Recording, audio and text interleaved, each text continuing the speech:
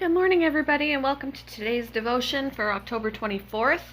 Today's devotion is titled Just a Touch, and the Bible reading is from Revelation chapter 1, verses 9 to 18.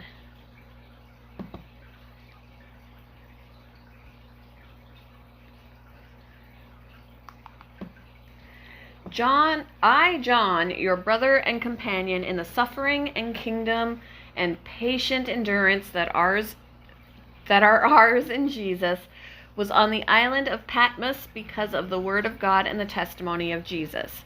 On the Lord's day I was in the Spirit, and I heard behind me a loud voice like a trumpet, which said, "Write on a scroll what you see and send it to the 7 churches, to Ephesus, Smyrna, Pergamum, Thyatira,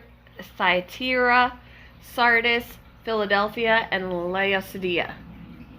I turned around to see the voice that was speaking to me, and when I turned, I saw 7 golden lampstands. And among the lampstands was someone like a son of man, dressed in a robe reaching down to his feet, and with a golden sash around his chest. The hair on his head was white like wool, as white as snow, and his eyes were like blazing fire. His feet were like bronze glowing in a furnace, and his voice was like the sound of rushing waters. In his right hand he held 7 stars, and coming out of his mouth was a sharp double-edged sword. His face was like the sun shining in all its brilliance. When I saw him, I fell at his feet as though dead. When he placed his right hand on me and said, "Do not be afraid.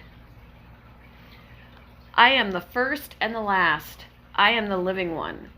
I was dead, and now look, I am alive forever and ever, and I hold the keys of death and Hades."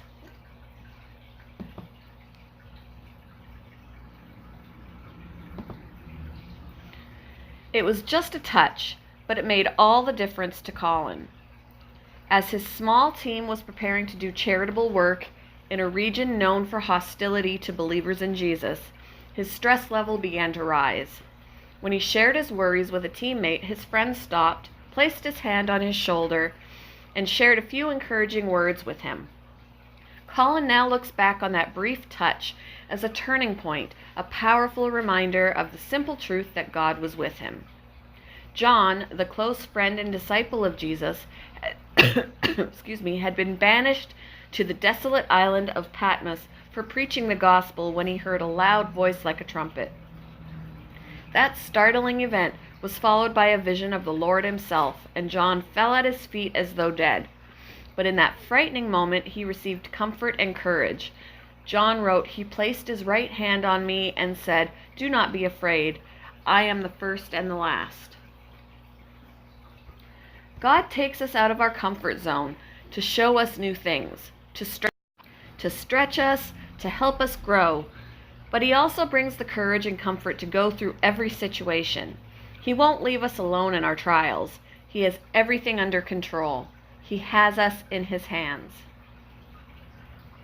How is God taking you out of your comfort zone? What friends has he given you for support and comfort? Thank you for joining me for today's devotion, and I hope you all have a wonderful day.